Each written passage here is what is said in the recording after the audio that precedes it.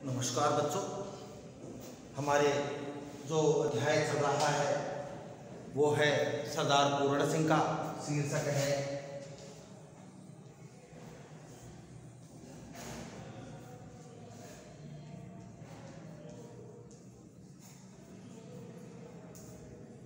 मजदूरी और प्रेम। क्या शीर्षक है? मजदूरी और प्रेम। जिसमें कुछ हिस्सा हम इस पाठ का अध्याय का पढ़ चुके हैं, जो आगे का है उसका अध्ययन हमको आज करना है। पिछले वीडियो में हमने क्या पढ़ा था? यहां तक पढ़ लिया था कि वायु, जल, पृथ्वी, तेज और आकाश की निरोगता इसी के हिस्से में है, यानी हर तरह से निरोग रहता है। कोई बड़ी गंभीर बीमारियां इसे नहीं घेरती। क्यों? क्योंकि ये कठोर परिश्रम करता है, अपना पसीना बहाता है, आराम नहीं करता, कम खाता है, मोटा खाता है, अधिक परिश्रम करता है। तो इसके हिस्से में पांचों तरह की निरोगता है। विद्या या नहीं पढ़ा, किसान अधिक पढ़ा लिखा नहीं होता था। आजकल के तो खूब पढ़ रहे, नई नई टेक्नोलॉजी से खेती कर रहे हैं। लेकिन पहले जो किसान होता था वो विद्या पढ़ा लिखा नहीं होता था, अधिक पढ़ा लिखा नहीं होता था। ज्यादातर किसान कम पढ़े लिखे या अनपढ़ होते थे।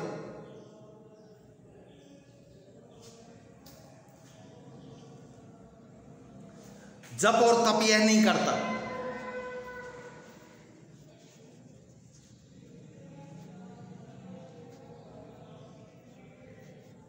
जप करना, तप करना, तपस्या करना वो ये नहीं जानता, और इसको करने की भी जरूरत नहीं है। संध्या वंदनादि इसे नहीं आते। संध्या करना, भगवान का वंदन करना, संध्या वंदन भाई एक प्रक्रिया है कि शाम के समय पूजा करते हैं। जो विद्वान लोग होते हैं, अच्छे लोग होते हैं, पंडित लोग होते हैं, तो न ये प्रातःकाल पूजा करता और न संध्या वंदन करता। ज्ञान ध्यान का इसे पता नहीं, न ज्ञान की बातें जानता है, न ये ध्यान करता भगवान का। मंदिर मस्जिद गिरजे से इसे कोई सरोकार नहीं। इसको मंदिर से, मस्जिद से, गिरजाघर से कोई सरोकार, कोई मतलब नहीं है, क्योंकि ये धर्म कर्म के काम में ज्यादा पड़ता ही नहीं है। केवल साग पात खाकर ही अपनी भूख निवारण कर लेता है। साधारण भोजन, अभी मैंने बोला पिछली लाइनों में, मोटा खाता है, साधारण साग भाजी खाकर ही, साग पात खाकर ही ये अपनी भूख निवारण कर लेता है, भूख का समाधान कर लेता है, भूख को शांत कर लेता है। ठंडे चश्मों और बहती हुई नदियों के शीतल जल से ये अपनी प्यास बुझा लेता है। ठंडे चश्मे, झरने, जो ठंडे झरने बहते हैं उनसे और नदियों के बहते जल से, नदियों के शीतल जल से अपनी प्यास बुझा लेता है। कोई पानी के ये नहीं है कि साहब फ्रीज वगैरह, कोई वाटर कूलर वगैरह या कोई बोतल वगैरह मिनरल वाटर की या और कोई सुविधा पानी नहीं। ये तो जो ताज़ा पानी बहता उसी से अपनी प्यास बुझाता, या तो ठंडे झरनों का जल, झरनों का ठंडा जल, और यह नदी का जल। प्रातःकाल उठकर यह अपने हल बैलों को नमस्कार करता है, भगवान का नाम नहीं लेता, क्योंकि हमारे शास्त्रों में कहा गया है कर्म ही पूजा है। यदि कोई व्यक्ति कर्म कर ले ईमानदारी से तो वो कर्म ही भगवान की पूजा मानी जाती है, समझा जाता है। तो ये प्रातःकाल उठकर अपने हलों को और बैलों को नमस्कार करता है, उनके आगे हाथ जोड़ता है और हल जोतने चल देता है खेत। दोपहर की धूप इसे भाती है। जब हम धूप से घबराते हैं, कड़ी धूप से, कठोर धूप से, वो धूप इसे अच्छी लगती है, क्योंकि ये तो है नहीं कि साहब किसान खेत में सुबह या शाम कोई काम करेगा, उसको दिन भर काम करना पड़ता है। तो दोपहर की धूप से भी किसान विचलित नहीं होता है। इसके बच्चे मिट्टी में ही खेल खेल कर बड़े हो जाते हैं। इसको और उसके परिवार को बैल और गांवों से प्रेम है। किसान को और उसके परिवार को बैलों से और गांवों से प्रेम है, क्योंकि बैल भी ये रखते हैं किसान, और गांव में ही रहेंगे, क्योंकि कृषि योग्य भूमि कहाँ है? गांव में। उनकी यह सेवा करता है।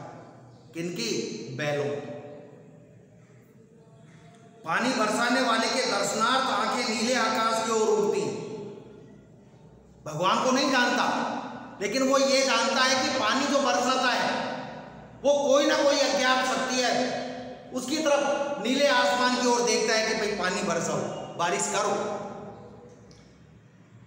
नयनों की भाषा में वह प्रार्थना करता है, केवल आंखों से देख कर कि भाई बारिश की जरूरत है, खेत फसल नष्ट हो रही है, जल रही है, सूख रही है, इसलिए हे परमात्मा पानी तो बरसाओ।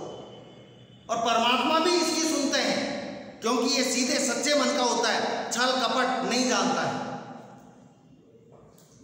सायकाल और प्रातः, दिन और रात, मतलब हमेशा सुबह शाम रात दिन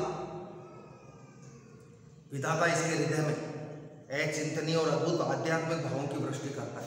भगवान भी इसके मन को शुद्ध परिशुद्ध रखता है। अच्छे से अच्छे भाव, अचिंतनीय, जिनके बारे में सोचा न जा सके, और अद्भुत धार्मिक भाव इसके मन में रहते हैं। भाई धर्म क्या है? धर्म किसे कहते हैं? मेरा जो धर्म है, मैं यदि ईमानदारी से तुमको पढ़ाऊं तो सबसे बड़ा मेरा धर्म यही है, चाहे मैं मंदिर में मस्जिद में नहीं जाऊं, मैं व्रत तीर्थ नहीं करूं। व्यक्ति का जो कर्म है, यदि व्यक्ति उस कर्म को ईमानदारी से करे, आपका क्या धर्म है? आपका धर्म केवल और केवल इस समय पढ़ना है, अध्ययन करना है।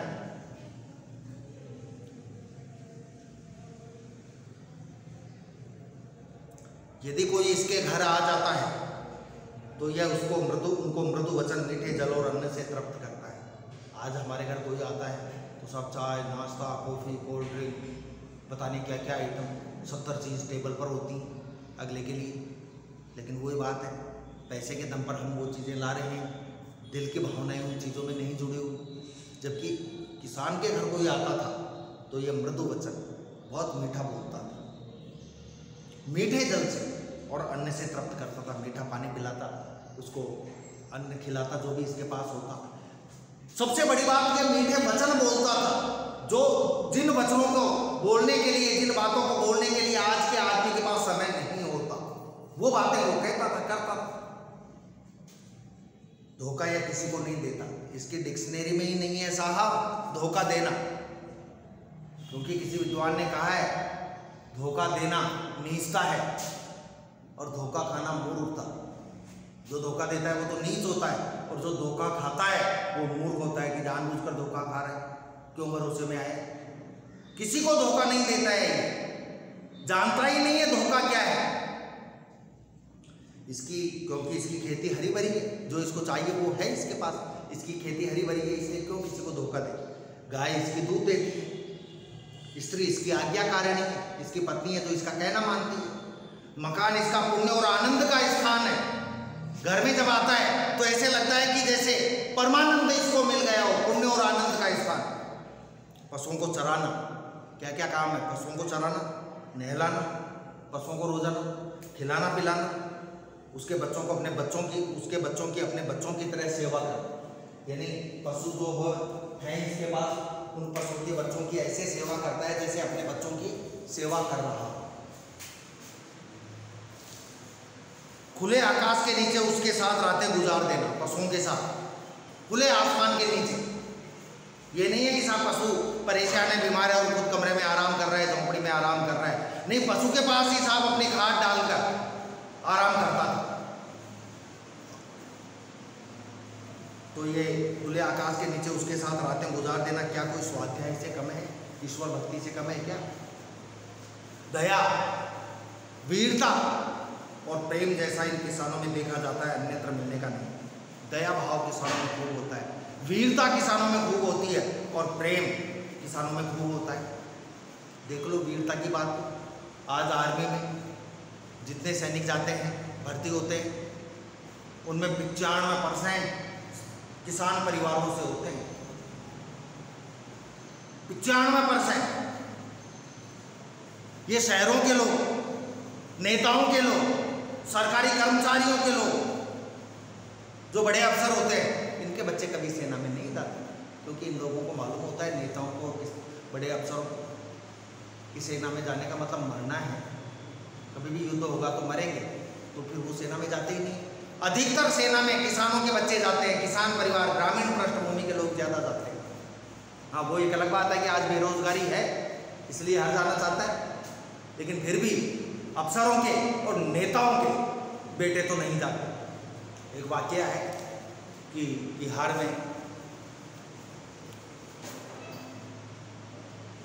की ऐसा कोई सैनिक मर गया, तब लोगों ने आंदोलन किया कि भाई सैनिक को सहायता दो, सैनिक परिवार को, सैनिक की विधवा को, सैनिक के माता पिता को। तब कहते हैं कि 10-10 लाख रुपए दे तो दिए, पेट्रोल पंप दे दिया, 10 लाख रुपए दे दिए। तो क्या एक सैनिक की शहीदी की कीमत 10 लाख रुपए और एक पेट्रोल पंप होता है? तब अलवर के एक कवि हैं अपने राजस्थान में, अलवर के कवि विनीत चौहान, उन्होंने कहा था कि राजनेताओं को मैं 20-20 लाख देता हूं, ये अपने बेटों को भेजें।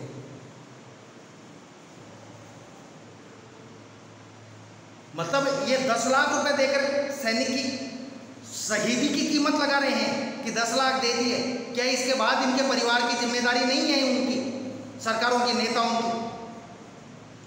लेकिन कोई बात है साहब, किसानों के बच्चे ही सेना में जाते हैं, देश की रक्षा करते हैं। और एक बात और बता दूं, आश्चर्यचकित मत होना, जो आज के सबसे उद्दंड बच्चे हैं, शैतान बच्चे हैं, 90% वो आर्मी में जाते हैं। और उनके शहीद होने पर ये देश रोता है, बिलखता है।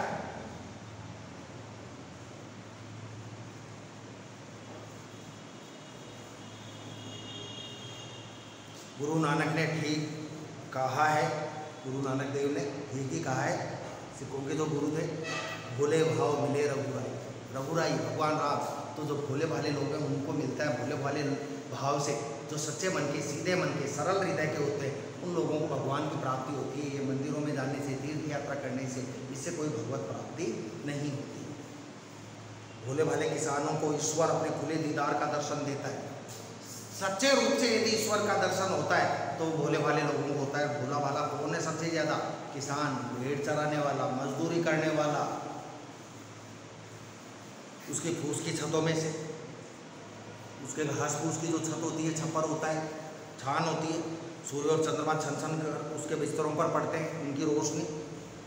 ये प्रकृति के जवान साधु हैं। क्वेश्चन निकल रहा है, प्रकृति का जवान साधु किसे कहा गया है? किसान को। ये गडरी यार, ये मत कर देना। ये प्रकृति के जवान साधु हैं। वो एक तो साधु होता है बाबा जी, संत, लेकिन वो बुढ़ापे की तरफ बढ़ते हैं। ये प्रकृति के जवान साधु हैं।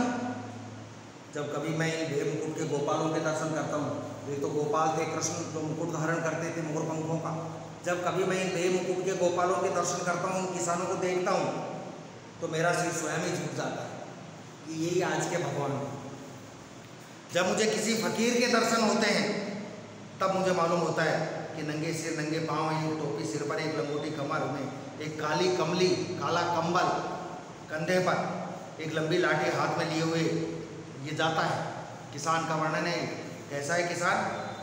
तब मुझे मालूम होता है कि नंगे सिर, नंगे पैर, एक टोपी सिर पर किसी किसी के, एक लंगोटी कमर में धोती, एक काली कमली कंधे पर, काला कंबल, एक लंबी लाठी हाथ में सुरक्षा के लिए। गौओं का मित्र, गायों का मित्र, बैलों का हमजोली साथी, पक्षियों का हमराज, पक्षियों के राज जानने वाला। बिल्कुल साहब पक्षियों की भाषा समझता है, और संभवतः पक्षी भी किसान की भाषा समझते हैं। महाराजाओं का अन्नदाता, महाराजाओं को भी अन्न कौन देता है? राजा महाराजाओं को किसान। राजा महाराजाओं किसान हो ही नहीं, किसान अन्न ही पैदा नहीं करे तो ये राजा महाराजा ही भी मर जाएंगे। बादशाहों को ताज पहनाने और सिंहासन पर बिठाने वाला, भूखों और नंगों को पालने वाला, समाज के पुष्पोद्यान का, समाज के पुष्प रूपी उद्यान का, बगीचे का माली और खेतों का वाली, रखवाला, स्वामी जा रहा है। अपने आप किसान को देखते ही आंखें श्रद्धा से झुक जाती हैं। देखो बच्चों, जैसे आपने कई बार सुना भी होगा, टीवी में भी देखा होगा कि यदि कभी कोई आर्मी मैन जाए तो उसे सैल्यूट करनी चाहिए, क्योंकि वो देश के हित में काम कर रहा है।